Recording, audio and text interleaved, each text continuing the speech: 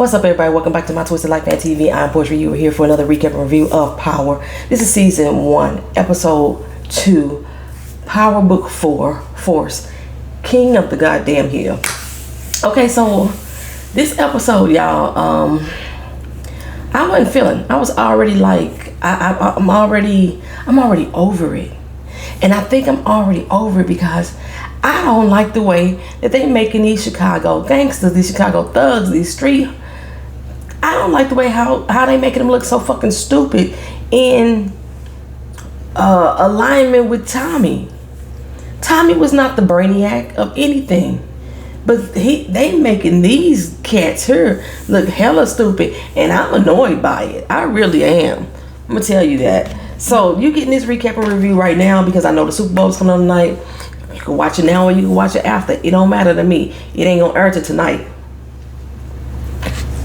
So the way this opened up, I was thinking that Gloria was getting the blowback of when Tommy fucked up Simon. I was like, well, you know, when you walked off with him to go get your back blown out, what you think was gonna happen? So we see this black car roll up to this spot, lit this place up. You know what I'm saying? Just lit it up. And I'm thinking, if you trying to send somebody a message up in this spot and they're closed, set it on fire. Why are we shooting up an empty place? When you shoot up a place, you don't want to waste bullets. You want to shoot up the place where people are at. That's just my philosophy, my thought process. But anyway, it wasn't Gloria's spot. Whose spot was it? JP. So does everybody in the Power universe own a club or a bar of some sort? That's like the ongoing theme in every Power universe, so to speak. Somebody own a club. That's Claudia. Claudia and them own a club. Glow own a bar. JP own a bar. Like, and we just now finding out that JP is Tommy's brother's name. Because they didn't say it last episode. Everybody was like, what the hell is his brother's name? We didn't know. We just found out this particular episode where he called Tommy on the phone to let him know somebody just lit up my spot, bro. Okay. I should have known it anyway, since the name of the place was Laughing Out Loud, and then her place is like the postal delivery service or some shit like that. Anyway, come to find out, he may or may not be running game up out of there, or it's maybe just the fact that he ain't paying the tax or what have you.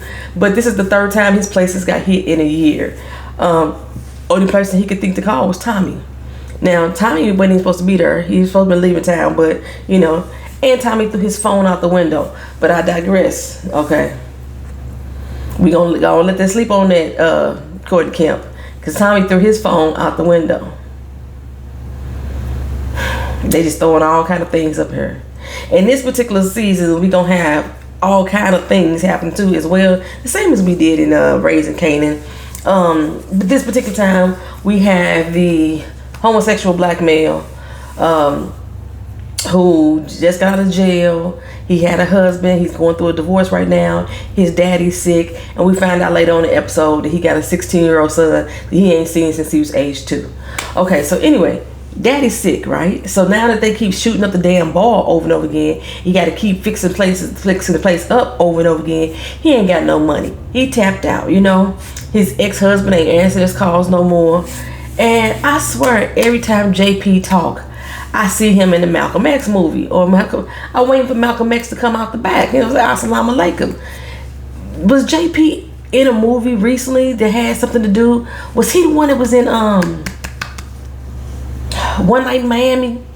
Was he the cat that was in there? Y'all let me know. Because he looks familiar. He does look familiar. And I just can't pinpoint where I've seen him at. But it had something to do with civil rights. I know it did. And he gives me that vibe every time he talk.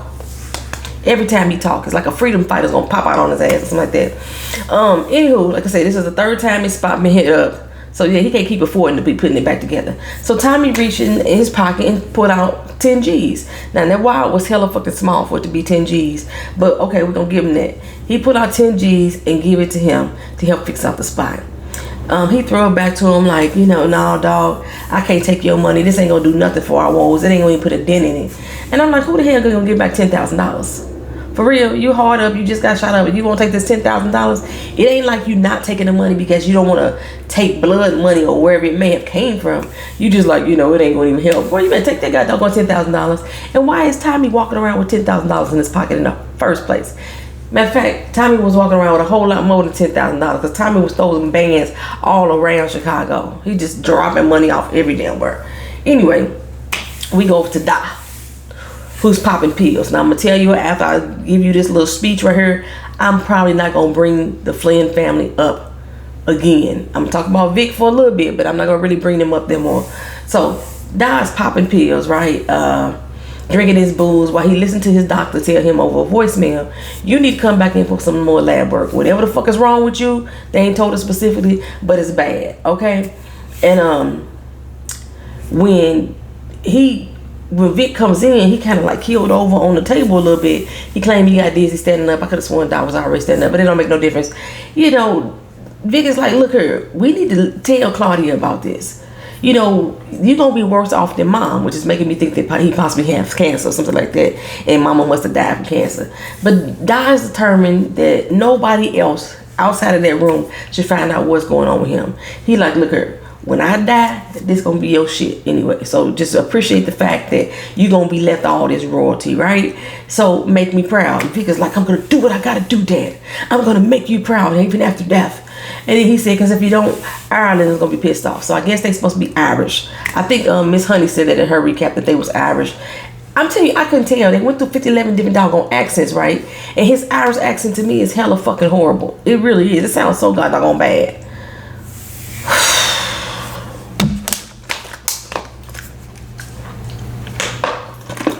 Speaking of bad, the tensions between Jenard, baby bro Jay, and Diamond, it seems to be escalating.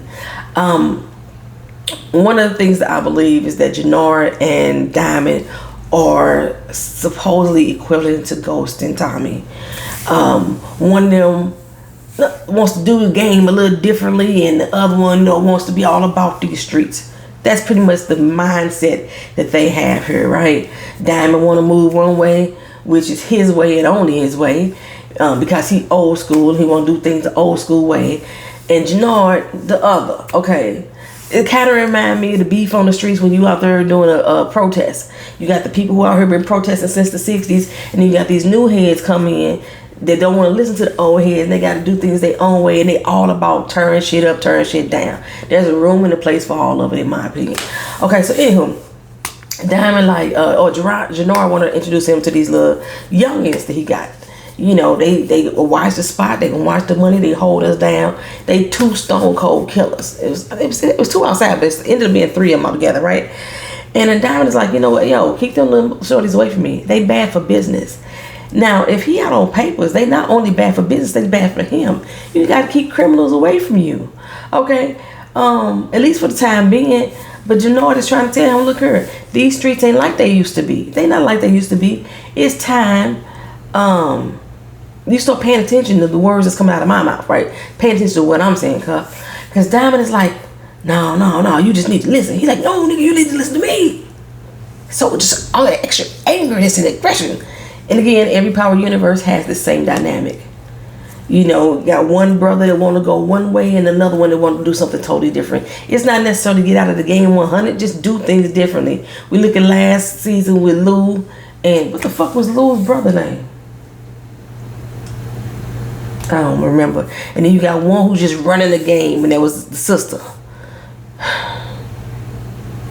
What was Lou's brother name? He was end up being the fuck up. That's gonna be Jenard. Okay, anywho, but he tell them basically these out here on these streets, these cats loose cannons, and they will kill everything in sight. And Jenard, Diamond say that's what we don't need. We don't need them going around spraying 13 motherfucking bullets for nothing. You know what I'm saying? How was that helping us? So Tommy, he said he got a plan that he want to help JP make more money, right? So he walking through this alley and get jumped by a lady. Who is it? Lily fucking Anna. Y'all remember her? Julio's old girlfriend. Y'all remember Julio? Julio was the motherfucking man in the original Power, right? But remember, Julio had a girlfriend that had gotten into it with the chick with the pink shoes. Remember her? And then like I think Pink Shoe's boyfriend, Juliana, ended up killing him. It was like in self-defense, but she still ended up killing him, right? And so they were supposed to be shipping or getting rid of Juliana. They were supposed to be killing her and, you know, taking her out so she wouldn't talk to the cops, what have you. Well, apparently they didn't kill her. They sent her on her merry little way, or Julio did at least, and she's gone, and she's here in Chicago. And Tommy is like, you know, when he got jumped, he was like, what the fuck? So, you know, he fighting back. He fighting on her like a dude. She coming at him like, no, she a dude. They going back and forth. And she was like, who sent you? Who sent you? No, she thinking that Tommy is there to come take her out, right? And they about to bang some more until the po-po showed up. So they stopped. And Liliana like, look here, I got the drop on you once, fool. Trust me, I'll do it again. And Tommy's like, no, the fuck you won't. No, you won't. Well, even though, you know, she put a little slice in his nice little leather jacket and everything, Tommy need to roll over to the barbershop. He go up in there, he got the little duffel bag. Tommy got a whole lot of black duffel bags. Y'all realize that? A whole lot of black duffel bags. He dropped off about 3 or 4 of them in this episode alone.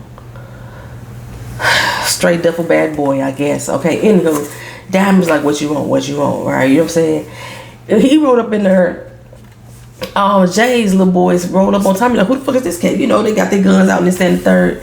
Tommy gave him back the dope and the money. Jenard is like, niggas, you stupid or what? I would at least kept the money. Because Tommy said the dope been stepped on. It's been stepped on with baby aspirin. That ain't about shit anyway. He was like, it's okay to Diamond. Is we good or not, right? Diamond like, cool, go ahead. So he tried to walk out, but the little shorty still got they guns on him. And they like, what's up? You know what I'm saying? Diamond is like, dude, get that shit up out of my spot. Get them guns the fuck out of here. But they only listen, these hitters only listen to Jenard. They only gonna listen to him. They told Diamond, fuck you and feed you grits. We don't give a fuck if we up in your spot. We ain't putting shit down unless we get the nod from Jay, right? So, you know, he pulled his gun out and say, all right, y'all go ahead and put your guns down. What? Okay, whatever, right? Diamond, he did not like that shit at all. He didn't like it at all. But he gave Jay the dope and was like, I don't handle this shit while I handle the white boy. Pretty much. Okay, so they out walking. They all walking the streets and they get rolled up on. It's the Rojas people. I'm thinking the Rojas people was trying to fuck Diamond up. That's the energy I got from Rojas in jail. No, what he did is take both of them captive. And Tommy's like, what the fuck is going on? All I'm doing is trying to make me some money in these streets. And I keep getting caught up in y'all bullshit. What the fuck is this about, right? So they jacked them to force them to sell heroin for them on the streets. They needed 8 bricks to be passed around, right? Now, they got 3 hours to do it or they gonna die. I was like, power. 50 Cent. Courtney Kemp. It's too early for the dumb shit. This is stupid right here. This is stupid. I know the block's supposed to be hot. It's been 37 killings on the weekend. Police running rampant everywhere. But trust and believe they ain't rolling up on you like that. Third, they can give a fuck about people being killed in the hood. Okay, but anywho, so the block is hot. So Rojas, the one that's in jail, who apparently is in a wheelchair. I didn't even peep the wheelchair. Boy, I almost got put in a wheelchair, one of the two. He in jail and he need this dope moved, right? My computer been uploaded for about 7 hours, right? He need his dope moved, right? Or he needed some exchange to happen, some drops to happen. So he don't want none of his people to get caught up. So he kidnaps Tommy and Diamond to have them go make these drops for him. What sense does that make? I know people who are green sitting there saying that he want to get his people caught up. But you finna send 2 people, one of which you do not even fucking know, to your dope spots with your drugs. You got 3 hours or I'm gonna kill you. You're gonna die, motherfucker. That girl, that dude, and that girl who kidnapped them, they were speaking some of the most hideous Spanglish I've ever heard. It was so European sounding. You're gonna be dead in 3 hours, motherfucker. I'm gonna kill you, motherfucker. I was like, girl, shut the fuck fuck up. That's what I was thinking, right? It's too early for this dumb shit, Power. It's too early for this dumb shit. So Tommy and Diamond make this pact. They gonna go make this money and they gonna split it. Number 2, if I'm kidnapping you and forcing you to go make my dope spots, go to my dope spots that you don't fucking know about now, I'm your fucking enemy, but I'm gonna send you to my drug exchanges with my dope, and then I'm gonna pay you for it. The fuck kind of dumb. Absolutely dumb. In the meantime, the Rojas dude that Tommy had just split his face, I'm gonna call him European Spanglish for the rest of this doggone recap. He owned Jenard. He see him out in the street. He said, you know what? I'm finna take bro, right? Now, I realized that when Jenard was at the car who peeled off in the beginning, the one that shot up JP's spot, that was Jenard's car. And then what I'm also realizing, this is gonna come in the end, we get to see JP's son, the little gap that he had on him. I think it was a 45 bullet, a silencer on it, right there. At least he had 45 caliber bullets on it. That was the same gun that was hanging out the window. That was the person who was the shooter. That was the same gun. I might have to run that back again, but I thought I ran it back enough times to know that the gun that was in the very beginning is the exact same gun that JP's son had at the end. Keep it moving. Okay, so the little cat that stepped up to Tommy in the barbershop with the locks, with the blonde tips. Who is he, y'all? I know he got to be a rapper. I'm not sure who he is, but he looks so familiar to me. Y'all let me know who he is down in the comment section. Let me know, y'all. Anywho, Diamond nervous as fuck, right? He just got out the beam. He back on the streets. The street hot. Like I said, 37 people have been killed this weekend. So it's cops everywhere, right? Tommy goes into this chop shop. Leaves Diamond outside. Diamond circling the block. He circled 2 times and he parked. Supposed to be circling the block, yeah. You ain't supposed to stay there. But anywho, Tommy went into the chop shop to make this drop. At first, he had a little bit of tension, but they patted him down, made sure he didn't have no guns. There was one sister in there who was running shit, whatever. She realized he didn't have no guns. The dope was outside like he said it was. Things went smooth. Smoother than I thought they should have. She like, so you work for Rojas now? And he like, nope, I'm a freelancer. She's like, well, I'm gonna call you. He's like, no, I'm gonna call you. So all he was doing was picking up drugs, dropping off the drugs, taking money. Like he put in some work that made you want to work with him at a later time. That it makes sense to me, sis. And like I said, all these transactions is making Chicago people look stupid.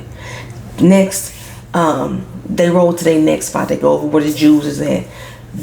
Tommy is this white boy coming up in this spot who ain't nobody ever seen before.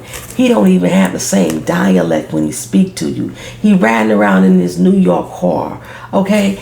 And he goes up in this spot. Y'all don't ask no questions. Y'all don't make no phone calls to find out who the fuck he is. Everybody just letting him on up in the spot all willy to the nilly, okay? And this particular time, he was taking a little bit too long because the Jews was testing that shit every which way to Sunday to make sure that it was right? So Diamond outside getting nervous as a motherfucker again, right? Nervous as hell again. And he decides to go inside. Now when he go inside, the little Jewish dude in there like, fuck you on, they got the door wide open in the background while they trying to make all this drug business happen. And Diamond is like, now I know he been gone for a few years, but he's a very popular person. Apparently the police knew who he was as soon as he hit back the streets. Y'all don't know who Diamond is. His name wasn't still a buzz the whole time he was on lockdown. The Rojas is. His name's still a buzz in the street. That these 4 people or these 3 people making a dope exchange with you, with the man that's in jail. But they don't know Diamond. Make it make sense, Courtney Kemp. Make it make sense. You can't. Okay, so anywho. Tommy inside, making Chicago people look stupid. That exchange went smooth too.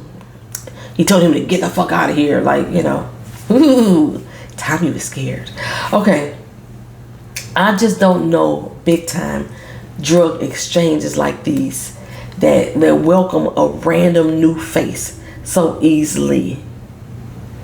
I'm quite sure it was more easy for him as a white boy to do it than a black man, but still not that easy, cuz no, nuh-uh. So anytime, this whole time, like I said, I've been skipping over what's been going on at the Flynn household, because honestly they bore me. The only person in the Flynn family that I really give a fuck about is Claudia, because I got a feeling that her, Diamond, and Tommy and JP are going to link up. They're going to be squad, and somehow I figure that Liliana is going to factor into this as well. I think that Liliana is going to be part of this crew as well. I just realized something. Okay, so there was some dope at the end. They had a spider on it. Y'all, if ones who pay attention really good to the show, like I try to do, the dope that Claudia had in the club with the one little mommy, was that the spider dope? Was that what that was? Or where did the spider dope come from? Was that like a emblem or logo that Tommy and Ghost used back in New York or something? Because Tommy did say something to Liliana like, "Oh, it's good to see old friends." Is that what that was? Y'all let me know. Anyway, the last drop, it's to a junkie, right? He snorted that stuff and then dropped into a nod. He just nodded the fuck off, right? Diamond is outside, hard pressed by the cops. Of course, we get this one cowboy. They roll up on him and want him to see his registration and license. You in a car with a New York plates. He's not in the red zone. He's not in the no standing zone. He's not in the don't park zone. He ain't got the car running. The cop was like, "Yeah, you was texting in your car. You know, it's illegal to text and drive. But the keys are not in the engine, so I'm not driving, sir." You know what I'm saying? Like that. And Diamond is like, "I'm keeping my hands attended to. I'm not going to make any sudden movements." All the little fraganackle bullshit they be saying that you need to say to a cop so you won't die. These motherfuckers will still kill you no matter what, okay? Anywho,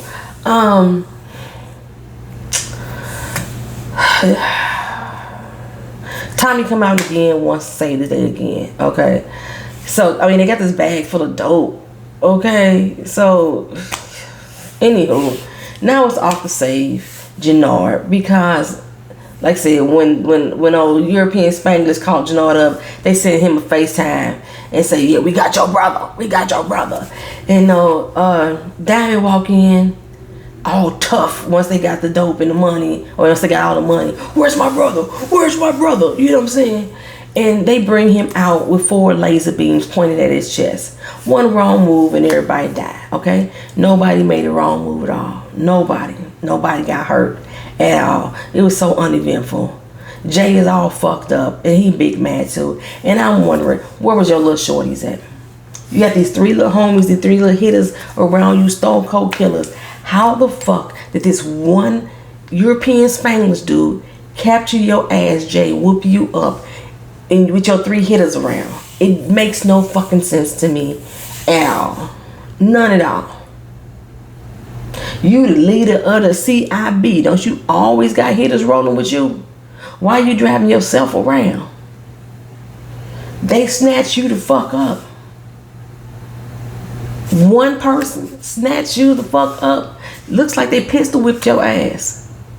And now they just gonna let y'all walk out of there unfucking-eventful. Okay, so anyway, afterwards the little homie pull up to pick up Jake. That's the one I wanna know who he is, y'all. Anyway, I was like, where the fuck was y'all? Okay. You know, they snatched him up. 3 of y'all.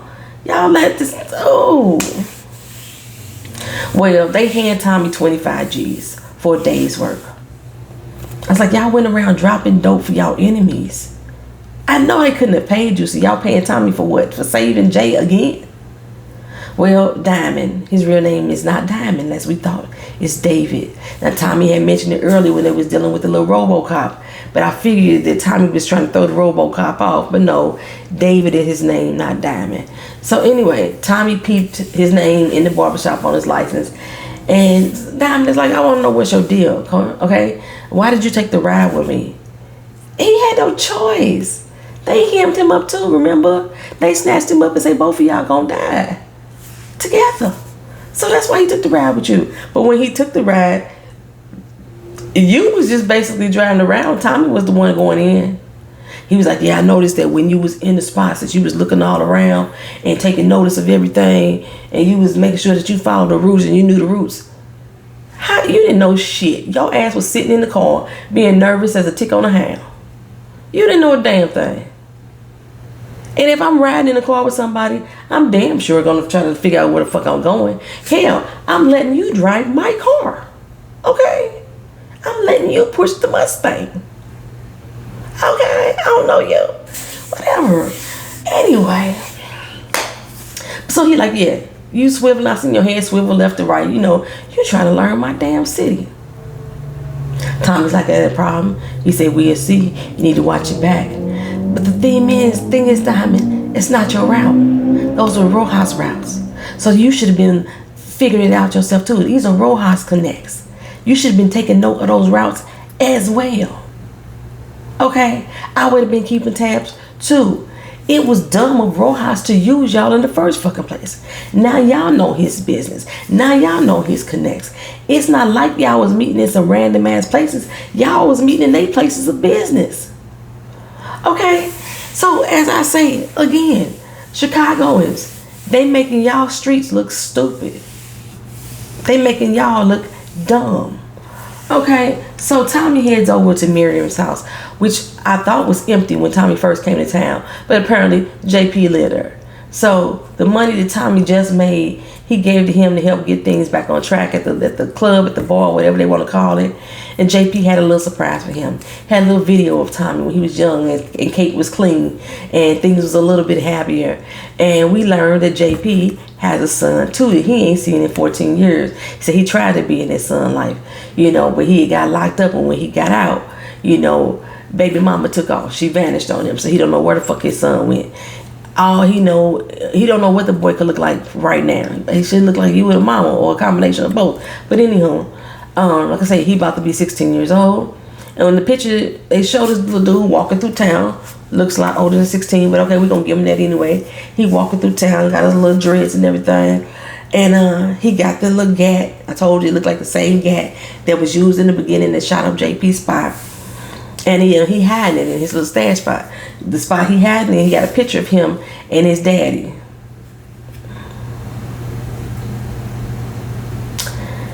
Now, if he left when you was 2 years old, 14 years ago, I don't know who the fuck was the kid in that picture. Because the damn sure wasn't you. There wasn't no 2-year-old in that fucking picture. But I digress. You know, JP, he feeling sadness. His sideburns is killing me, dog. Them sideburns, they just fucking me up. Like, for real. Anyway, like I said, his loneliness is killing him. Because it's only been him and his daddy all this time. You know, and Grandma Miriam, I guess. So he happy that Tommy is here because he got a brother. He ain't never had a brother before. And then Tommy saying, I did. You know, because he had a flashback on Ghost. But now he got family again. At the end of the day, Tommy is sitting out there outside texting Glo, saying, can he slide through the bar? She's like, yeah, I'm here, right? And I noticed he had scratches on his hands. Then all of a sudden you hear somebody screaming and banging, a woman yelling, we're gonna kill you, motherfucker. You know who that was, right? Tommy wipes his bruises on his face with that ugly ass shirt the European Spanglish had on. Tommy got them hemmed up, stuffed in the back of a trunk of a car. And they like, wait till Rojas hears about this. You're gonna get it, buddy. What makes you think you're gonna lay up, fool? What makes you think? I got both of y'all in the trunk of my car. Y'all motherfuckers just put guns on me, forced me to go exchange y'all dope for y'all. And you think that I'm gonna let you live? I done roughed you up just to throw you in the back of the trunk and walk away and say, have a good day? No, ma'am, Pam. No, ma'am, Pam. Wait till Rojas hears about this. You're gonna get it. You're gonna get it. I'm gonna kill you, motherfucker. Tommy by himself takes both of them. European Spanglish and motherfucker, that girl, takes both of them. But Jenard, who had 3 stone cold killers on his 6, gets beat down and taken by one of them. Like I said, I'm going to say it again until the end of this show probably. Making Chicagoans look stupid. But Tommy, like I said, ain't going to leave him alive. He sets the car on fire. Heads over to the shop. Bangs on the window. Jenard, Diamond, and the dude whose name I want to know who he is for real in real life. Inside the shop, Tommy hold up the shirt. A glass European Spanglish shirt, right? And Jenard is like, damn. Oh shit, you know what I'm saying? Why y'all motherfuckers still sitting up in that shop? Y'all CIB for life. You let the Rojas crew roll on you with no motherfucking consequences, pimped your motherfucking brother out to go sell some drugs, beat your ass and took you hostage, and y'all sitting up here in the shop like, ooh, these blades sure is sharp. Wonder when my next custom comes. Y'all sitting up in that shop looking like fools right about now. And the one person that comes in from out of motherfucking town, a singular man, rolls up and shows y'all this shirt to let y'all know I took care of your shit again. Now you owe me more. You damn fools. Are you serious right now? Are you serious? I don't even understand why Tommy would want to fuck with them either. You the muscle and the brain right now, Tommy. We know you ain't got no damn brain. It's obvious you don't need them. What the fuck you fucking with them for? He had over the Glows. But guess who already there? Vic. He had already snuck into her apartment earlier today, right? He ain't letting Glow go. He not gonna do it. Especially now that he see that Tommy is there in her face. This motherfucker. That hard ER, boy. That hard ER. Now, this is not going to be no longer about disrespect. This is no longer going to be about the streets. It's going to be about a woman. The streets ain't got no place for hurt feelings, dog. No place for hurt feelings. Tommy tell Glow, I can handle your boy if you need me to. You know what I'm saying? Considering that she being taxed by them. But she say, nah, I got myself into this. I get myself out of it. I'm good. So when she realizes that Tommy ain't going nowhere, she like, look, I need to tell you something, okay? A little something about me. I don't get why people leave with that. Instead of just saying, this is what I need to say, or instead of just saying, look here, I'm seeing somebody, or look here, I used to fuck with Vic. Why you have to start off with, I just need to tell you something about me. Tommy's like, you don't need to tell me nothing. She said, no, but I need to tell you about somebody. He grabbed her face up, gave her a nice little long, luscious kiss, and then he said, ain't it always someone? Tommy probably already know. He seemed to know everything about Chicago streets, okay? Well, Vic was still hanging around outside long enough to see them lock lips, and now his panties were in a bunch. Now he really don't like Tommy. Okay, so Tommy had rolled past this spot that he wanted to lease earlier, and he went back over there right now. There's a big ass handwritten sign on the door that say, for lease, call this number, I'm only taking cash. Tommy rolled up with a wad of dough saying, I need you to move and forget the fuck I was here. And the old man got a problem. He like, I got a long ass memory, dog. This fool got a long ass pistol with a silence on it. The fuck? Okay. Anywho, Tommy gave him another wad of money. It's probably like the 5th wad of money that Tommy done sent out this week. And he moved in, didn't even let the old man take his toothbrush, right? So it was an old fire station, rehab, nice little loft space.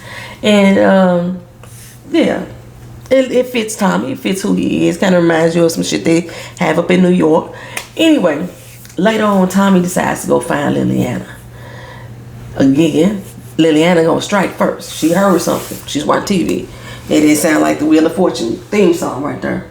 Who is that? What's going on? Turned it off. She went to go hide, right?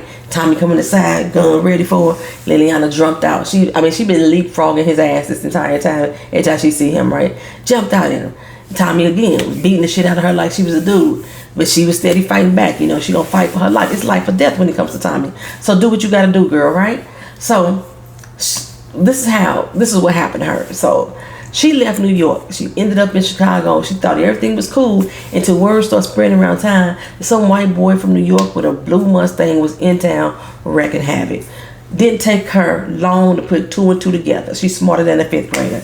Well, what she didn't realize though, that Tommy wasn't there for her. Tommy didn't even know she was there. But in Tommy's mind, he think Liliana is trying to get him. Okay, who the fuck told you where I was at? How did you find me?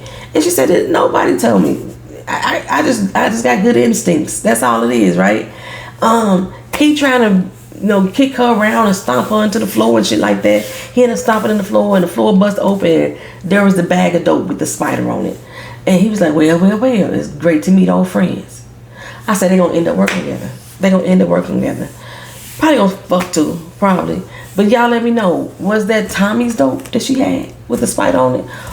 And was that the same dope that Claudia was snorting in the club with Mommy? You know, the one she trying to get her hands on. Y'all let me know. Thank y'all for watching. This has been Power, Book 4, Episode 2, King of the Goddamn Hill. How did that title even fucking apply? Whatever. Peace.